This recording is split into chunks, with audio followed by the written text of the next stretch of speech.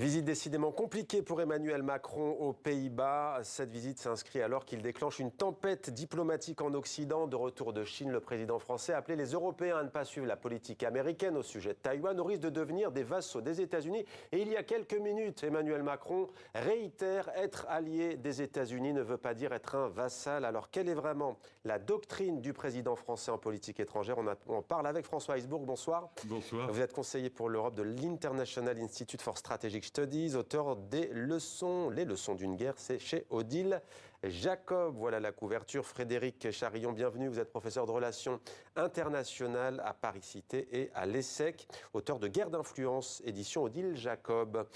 Même maison d'édition tous les deux, vous êtes côte à côte. C'est un hasard. Avec nous également André Gattolin, bienvenue. Vous êtes sénateur des Hauts-de-Seine en région parisienne, membre du groupe Rassemblement des démocrates progressistes et indépendants. Vous faites partie de la majorité présidentielle. Alors la question, elle est pour vous, elle est simple. Faites-vous vôtre ces propos d'Emmanuel Macron sur la Chine, les États-Unis et Taïwan au milieu? Non, je ne peux pas. Sincèrement, ça fait 12 ans que je suis sénateur.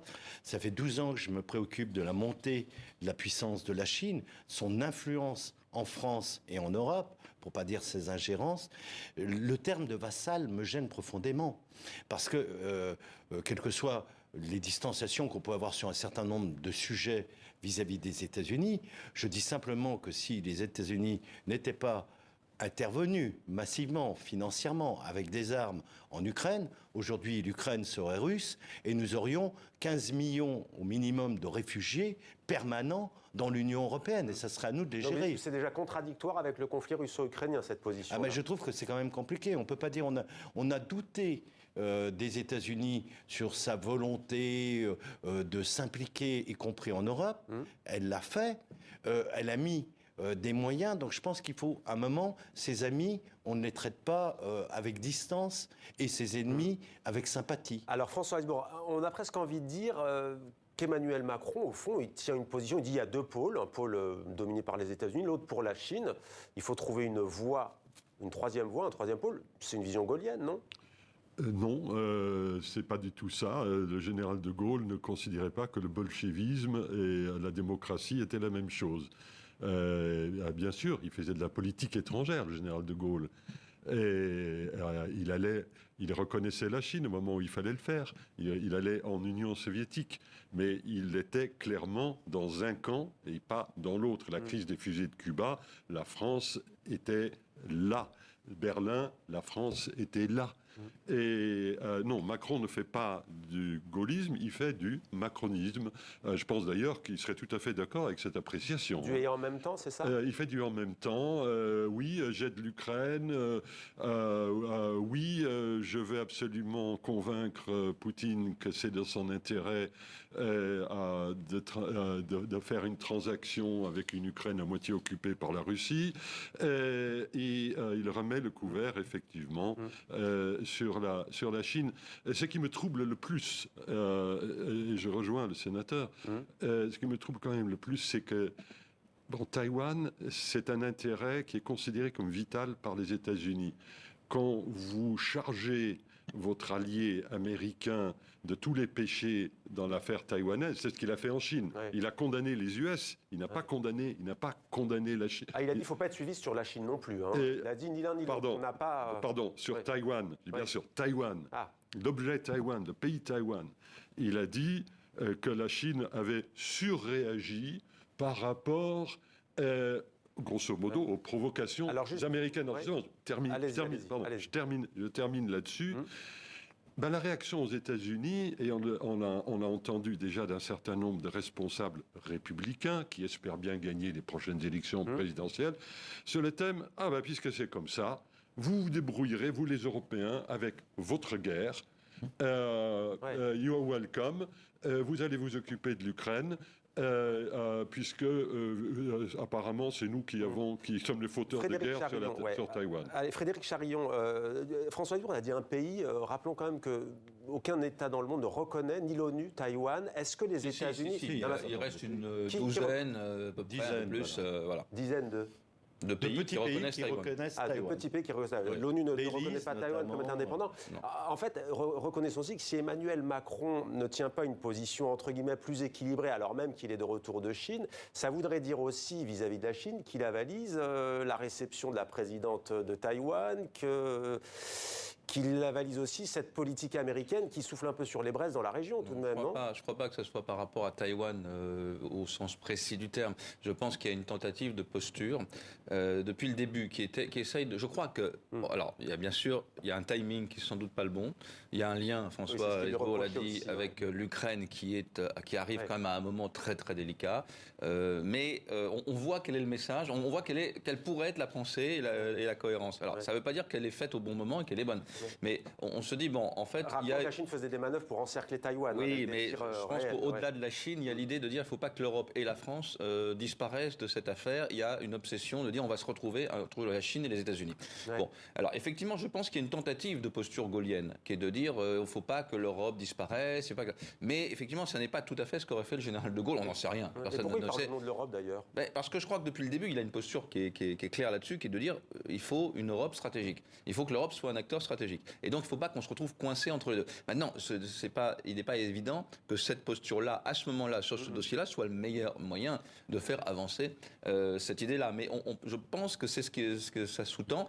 Et peut-être, j'en sais rien, mais peut-être y a-t-il aussi l'idée que, attention, le discours américain sur les questions internationales aujourd'hui n'est pas du tout partagé par les pays du Sud et qui se heurte même à des obstacles et à des résistances. Alors, c'est pas la première fois, messieurs, qu'Emmanuel Macron sème le trouble et brouille les cartes sur la scène internationale. Non.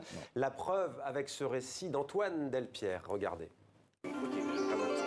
Dans l'avion qui le ramenait de Chine, le président français a déclaré au site américain Politico et au quotidien économique français Les Échos que l'Europe ne devrait pas s'aligner sur les États-Unis ou sur la Chine en cas de conflit à propos de Taïwan. La pire des choses serait de penser que nous, Européens, devrions être suivistes et nous adapter au rythme américain et à une surréaction chinoise. S'il y a une accélération de l'embrasement du duopole, nous n'aurons pas le temps ni les moyens de financer notre autonomie stratégique et deviendrons des vassaux, alors que nous pouvons être le troisième pôle. Une autonomie stratégique qui ravit Pékin, au moment même où les Chinois intensifient leurs exercices militaires autour de Taïwan, mais qui sème le trouble chez les partenaires de la France, à l'image de cette autre sortie en mai 2022 devant le Parlement européen, à propos du conflit en Ukraine, répétée quelques semaines plus tard dans la presse régionale. Il ne faut pas humilier la Russie pour que le jour où les combats cesseront, nous puissions bâtir un chemin de sortie par les voies diplomatiques. Je suis convaincu que c'est le rôle de la France d'être puissance médiatrice. Critiquée à l'époque par Kiev, cette prise de position s'inscrit dans la vision d'Emmanuel Macron d'une France comme puissance d'équilibre au sein d'une Europe souveraine. Problème, le président français oublie régulièrement de consulter ses homologues de l'Union lorsqu'il s'apprête à disrupter ou bousculer en bon français le discours convenu de Bruxelles. Comme cette autre fois, en novembre 2019, lorsqu'il avait alors estimé que l'OTAN était en état de mort cérébrale. Faut-il voir dans ces déclarations, source de tension avec ses partenaires, une prise de risque, une communication unilatéraliste volontairement musclée ou le fondement de la politique étrangère d'Emmanuel Macron ? André Gattolin, vous, sénateur, dites-nous quelle est la doctrine politique étrangère d'Emmanuel Macron ? Là, actuellement, je ne perçois pas, j'ai pas eu l'occasion d'échanger, j'ai envoyé quelques messages d'ailleurs avant qu'il parte en lui signalant que son arrivée correspondait vraisemblablement à la rencontre de Tsai Ing-wen avec McCarthy. Et donc, il y avait déjà des représentants. Voilà, bon, il ne m'a pas répondu, je pense qu'il n'a pas le temps. Mais c'est les intérêts économiques qui ont fait tenir ces propos à Emmanuel Macron ou pas ? Moi, j'ai l'impression, dans le voyage, était présent Jean-Pierre Raffarin, il était très présent autour du président de la République, et je me demande si le vrai ministre des Affaires étrangères aujourd'hui, ce n'est pas Jean-Pierre Raffarin, plus que Madame Colonna. J'ai le sentiment. J'avais parlé avec Madame. Un lobbyiste de la Chine. J'avais parlé avec Madame Colonna 2 semaines avant le voyage, où elle m'avait dit le président tiendrait un discours de clarté, de fermeté vis-à-vis de la Chine. Donc moi, c'est ce que j'ai dit dans les médias. Et à un moment, je fais confiance à ce que me dit mon gouvernement. J'ai pas eu ce sentiment là précisément. Je voulais juste dire que sur la question de la mort cérébrale de l'OTAN, au moment où il l'a dit, je le partageais totalement. Il y avait la totale ambiguïté de l'OTAN par rapport aux positions de la Turquie, les États-Unis ne sachant pas comment jouer. Donc je ne jette pas tout et j'aime ce Macron-là. François Hibert, alors ce Macron-là, mais dites-moi juste vraiment comment peut-il défendre les intérêts de la France dans cette région de l'Indo-Pacifique? Parce que le pays qui a humilié la France, ce n'est pas la Chine, jusqu'à preuve du contraire, ce sont les États-Unis qui ont constitué une alliance AUKUS et qui ont fait perdre à la France 55 milliards. Donc à un moment donné, on ne peut pas reprocher à Emmanuel Macron de ne pas défendre la France et quand il prend des positions un peu plus équilibrées, de dire vous êtes pour le coup presque un vassal de la Chine si on inverse le... Alors d'abord, les mots ont leur importance. Le mot vassal est un mot féodal. Et la France est un membre fondateur de l'Alliance Atlantique et un membre fondateur de l'Union européenne. Parler de vassalité lorsqu'il s'agit des relations avec les États-Unis, c'est grosso modo accuser nos partenaires européens d'être des vassaux. Puisque moi, Emmanuel Macron, je plaide pour une Europe qui ait son autonomie stratégique. Et comme on n'a pas l'autonomie stratégique, ergo, nous sommes vassaux. Mais la France a été trahie par cette affaire quand même. Mais les intérêts des puissances ne sont pas toujours alignés. Et les États-Unis nous ont fait des vacheries sans nom. Ben là, le président, il dit que ce n'est pas aligné avec la politique française, effectivement, que Taïwan... Non, pardon. Taïwan, ce n'est pas l'affaire des sous-marins. Taïwan, c'est une île où il y a 24 millions d'habitants, qui est, au plan économique, le premier producteur de semi-conducteurs de pointe du monde. Donc il y a un enjeu économique, stratégique, humain et politique, parce que c'est une démocratie aussi. Et le fait que l'on prenne parti pour la Chine, ou on paraît prendre parti pour la Chine, en disant... c'est la faute aux Américains, mais les Chinois, ils ont un peu surréagi par rapport à la façon dont les Américains ont jeté de l'huile sur le feu. C'est une tragédie, parce que dans la région, les États d'Asie, qui savent, eux, qu'ils ont le choix entre être dominés par la Chine toute proche, qui est dirigée par un parti communiste, et avoir une sécurité assurée par des Américains, certes encombrants, mais lointains, en général, ils ont quand même tendance... L'Inde choisit de travailler avec qui? Avec les États-Unis, avec l'Europe et avec la Russie. Le Premier ministre indien, il a des bonnes relations aussi avec Xi Jinping. On les a excellent. Il y a des incidents de frontières tous les jours. C'est absolument épatant. Non, mais enfin, franchement... Mais on a vu des images où ils prenaient le thé aussi, avec Emmanuel Macron. C'est la diplomatie. Les Indiens c'est pas récent.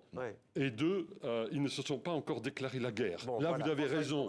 Mais en l'occurrence, l'Inde essaye de nouer... Frédéric Charion n'a pas beaucoup parlé. Il connaît très bien en plus les relations. Non, mais alors vous dites démocratie, c'est vrai qu'il y a une présidentielle l'an prochain à Taïwan. Donc d'ailleurs, le candidat a été désigné. D'ailleurs, c'était un fervent partisan de l'indépendance de Taïwan. Mais Emmanuel Macron vient de le rappeler à nouveau aux Pays-Bas. Il est pour le statu quo.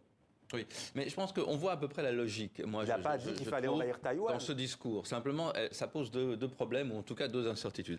On voit qu'il y a une tentative de dire qu'il faut remettre l'Europe au centre du jeu, de tout ça. Il ne faut pas que l'Europe disparaisse dans cette espèce de nouvelle bipolarité Chine-États-Unis qui est en train de se dessiner partout, et notamment. D'ailleurs, on fait comme s'il n'y avait pas d'autres continents. L'Afrique qui nous regarde doit se dire. C'est la crainte. Il y a une deuxième, probablement une deuxième préoccupation, qui est de dire qu'il faut que la France retrouve un discours audible, notamment dans un Sud qui ne partagent pas le discours américain. On l'a vu sur le camp. C'est d'ailleurs très étonnant et assez inquiétant.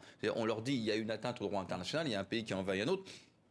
Les pays du Sud disent oui, mais nous, on ne veut pas sanctionner. Bon, donc on prend acte de ce fait-là. Mais c'est à eux que parle Emmanuel Macron aujourd'hui. Alors, il y a cette idée, je pense, de dire il faut que la France retrouve une centralité avec l'Europe entre les deux et retrouver une voix aussi audible dans le Sud, comme elle l'a eu à une certaine époque. Maintenant, ça pose quand même 2 questions. La première, c'est que c'est très assez difficile de dire tout seul. Il faut une centralité de l'Europe dans cette affaire si les Européens ne sont pas d'accord avec nous. D'abord, il faudrait les consulter. Le deuxième problème, c'est qu'on voit bien le pari qui est de dire retrouvons une voix audible dans le Sud. Mais attention, parce que là, le risque, c'est qu'en fait, ça ne fonctionne pas du tout. Les pays du Sud ne nous tiendront pas, ne nous sauront pas gré particulièrement. La Chine, effectivement, et la Russie vont capitaliser là-dessus pour enfoncer un coin dans le camp atlantique occidental. Et nos alliés sont fous furieux. Donc, effectivement, à la fin, s'il n'y a pas ce résultat de retrouver une voie dans le Sud, de replacer un peu l'Europe au centre du jeu avec les partenaires européens avec lesquels on en aurait discuté, mais qu'à l'inverse, sans aucun de ces résultats, nous avons énervé considérablement tous nos partenaires sur lesquels nous comptons particulièrement pour notre sécurité, surtout en ce moment et surtout les États-Unis, ça posera Alors, effectivement un problème. André Gattolin, on a compris, François, pour le rappeler, à quoi renvoie le mot vassal. Mais tout de même, prenons une question aussi, un dossier qui a divisé longtemps. La France a perdu tout un marché automobile en Iran, pendant que les États-Unis, politiquement, bien entendu, embargo sur l'Iran, mais derrière faisait des affaires, donc géostratégiquement, économiquement, même s'il y a la question des droits de l'homme et des valeurs, on vous comprend. Il y a des choses qui concernent, je veux dire, clairement, les affaires économiques et les pays, les démocraties libérales et pas qu'elles, sont en rivalité permanente. Je peux vous dire, en Afrique, même nos amis européens, dès qu'ils voient que la France va mal dans un des pays, les Allemands, les Néerlandais se jettent sur la place qui est laissée. Donc, il ne faut pas se tromper. Moi, ce qui me gêne dans cette affaire, c'est qu'il y a eu, depuis le début du conflit en Ukraine, en tous les cas tel qu'il est actuellement, une évolution du centre de gravité de l'Europe, de l'ex-Europe de l'Ouest, paisible et riche, vers l'Europe de l'Est. Et une otanisation, on l'a vu avec l'entrée de la Finlande, mais la demande de la Suède. Vous auriez parlé avec les Suédois, moi je suis président du groupe d'amitié France-Europe du Nord, il y a 3 ans, il ne fallait pas leur parler de l'entrée dans l'OTAN. On a Rishi Sunak qui retrouve une alliance... Premier ministre britannique qui à la fois réintègre le marché unique avec les accords qui viennent de passer, mais en ayant sa propre stratégie autonome. L'Italie, Madame Giorgia Meloni, donne des signes très forts de solidarité. Nous sommes minoritaires. Donc nous voulons parler au nom de l'Europe. Il faut peut-être d'abord échanger avec nos partenaires, que de l'extérieur, depuis Pékin, dire « je parle au nom de l'Europe et je suis le centre de gravité ». Ça me paraît difficile et un peu contre-productif. François. Oui, deux remarques. La première, c'est que Emmanuel Macron voyageait avec Madame von der Leyen, présidente de la Commission européenne. C'était une très bonne idée. C'était une façon de montrer aux Chinois que c'est à la fois la France et l'Europe. Elle a été repoussée impitoyablement dans l'ombre. Et sa lecture... Elle a été vassalisée ? Alors, elle a été effectivement vassalisée. Et son langage très dur sur la Chine est très réaliste et pas du tout pro-américain, j'ajoute tout de suite. Mais elle a tenu un discours il y a une 8aine de jours sur la façon dont il fallait gérer la menace économique chinoise, qui n'a été absolument pas repris par Emmanuel Macron. C'est-à-dire la personne responsable aujourd'hui en Europe, Mme von der Leyen, a été court-circuitée et Macron a préféré travailler avec vous pardonnerez l'expression, avec un cheval de retour des relations franco-chinoises, dont l'un des mauvais souvenirs sera la construction du laboratoire P4 à Wuhan, qui a peut-être, je ne sais pas, joué un rôle dans la pandémie que nous avons vécue. Et deuxièmement, aux États-Unis, on en veut beaucoup à Macron de ses propos sur la Chine. Mais là où il y a eu la vraie bronca, ça a été en Allemagne, ça a été en Pologne, ça a été dans les États baltes. Parce que eux, ils voient ce que les États-Unis permettent à l'Europe de faire, c'est-à-dire d'éviter que la Russie ne mange tout cru un pays grand comme la France, qui s'appelle l'Ukraine, et ils voient très mal ce que la France peut lui apporter dans des circonstances définies par Macron. Merci beaucoup à tous les trois d'être venus sur notre plateau pour cet éclairage et ce débat très riche, donc, après les déclarations d'Emmanuel Macron qui persiste et signe, allié des États-Unis, mais pas vassal, dit ce soir le président français.